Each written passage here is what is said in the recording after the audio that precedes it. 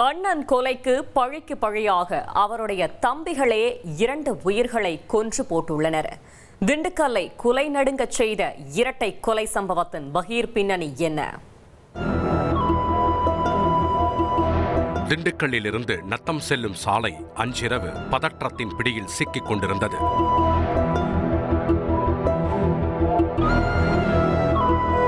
RMTC colony அருகே நடு ரோட்டில் ஒரு குடும்பஸ்தனை 10 பேர் கொண்ட கும்பல் சரமாரியாக வெட்டிவிட்டு தப்பிச் சென்றதாக காவல்துறையினருக்கு தகவல் சென்றிருக்கிறது. உடனடியாக நிகழ்விடத்திற்கு விரைந்து வந்த திண்டுக்கல் தாலுகா போலீசார் காயமடைந்தவரை மருத்துவமனைக்கு அழைத்துச் செல்ல முயன்றுள்ளனர்.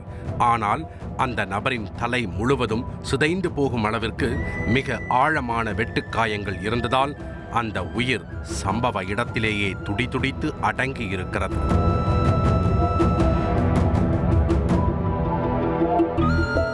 கொல்லப்பட்டவர் 41 வயதான ஜேசுராஜ்.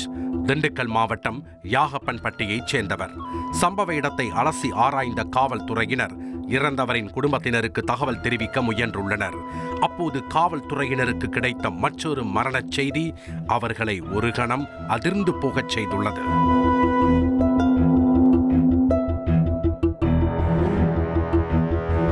ஆம், நத்தம் சாலையில் ஜேசுராஜை கொலை செய்த அதே மர்ம கும்பல் அங்கிருந்து நேரடியாக யாகப்பன்பட்டியில் உள்ள அவரின் வீட்டிற்கு சென்று ஜேசுராஜின் மனைவியையும் ஓட ஓட வெட்டி கொலை செய்துள்ளனர்.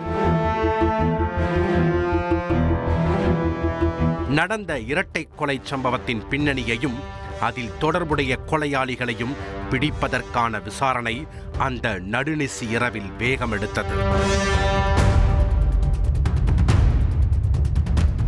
கடந்த 2024ஆம் ஆண்டு மே மாதம் அடியநூத்து ஊராட்சியில் திமுக பிரமுகராக அறியப்பட்ட மாயாண்டி ஜோசப் என்பவர் யாகப்பன்பட்டி டாஸ்மாகிலிருந்து சரக்கேற்றி கொண்டு இருசக்கர வாகனத்தில் வீடு திரும்பிய போது மிக கொடூரமான முறையில் கொலை செய்யப்பட்டார்.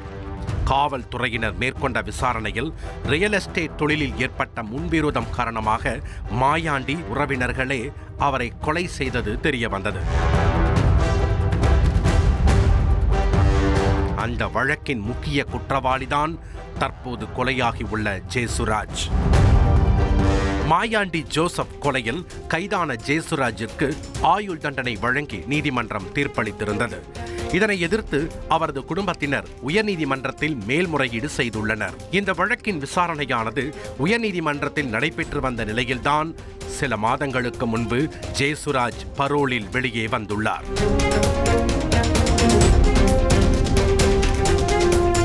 அண்ணன் கொலைக்கு காரணமானவர் அவரின் 2வது மனைவியோடு சந்தோஷமாக நடமாடியது மாயாண்டி ஜோசப்பின் சகோதரர்களான அருள்ராஜ், ஞானராஜ் மற்றும் தர்மராஜ் ஆகிய மூவருக்குள்ளும் ஆத்திரத்தை ஏற்படுத்தி உள்ளது. அதன் காரணமாக அண்ணனை கொலை செய்த அதே பாணியில் ஜேசுராஜும் துடித்து சாக வேண்டுமென கூட்டாளிகளோடு சேர்ந்து திட்டம் தீட்டி உள்ளனர். அதன்படி சம்பவம் நடந்த வியாழக்கிழமை அன்று மாயாண்டி கொலை செய்யப்பட்ட இடத்திலிருந்து சுமார் 4 கிலோமீட்டர் தொலைவில் மாயாண்டி கொலை செய்யப்பட்ட அதே 8 மணியளவில் இருசக்கர வாகனத்தில் வீடு திரும்பிய ஜேசுராஜையும் அந்த கும்பல் வழிமறித்து வெட்டி கொலை செய்துள்ளது விசாரணையில் தெரிய வந்திருக்கிறது. ஜேசுராஜின் மனைவியை கொலை செய்தது ஏன் என மேற்கொண்ட அடுத்தடுத்த விசாரணையில் மேலும் பல அதிர்ச்சியூட்டும் பின்னணிகள் வெளியாகி உள்ளது. கொலை வழக்கில் ஜேசுராஜ் சிறை சென்ற பிறகு அவரை யாரும் சந்திக்க கூடாது, ஜாமீனில் எடுக்க முயற்சிக்க கூடாதென்று மாயாண்டியின் சகோதரர்கள் ஜேசுராஜின் 2வது மனைவி தீபிகாவையும் மற்ற உறவினர்களையும் மிரட்டி எச்சரித்துள்ளனர். ஆனால் கொலை வழக்கிலிருந்து ஜேசுராஜை காப்பாற்றி பரோலில் வெளியே கொண்டு வந்ததற்கு முக்கிய காரணமாக தீபிகா இருந்துள்ளார். அதன் காரணமாகவே அவரையும் விட்டு வைக்காமல் ஜேசுராஜை கொலை செய்த அதே நாளிலேயே தீபிகாவையும் ஓட ஓட வெட்டி கொன்றிருப்பது விசாரணையில் உறுதியாகியுள்ளது.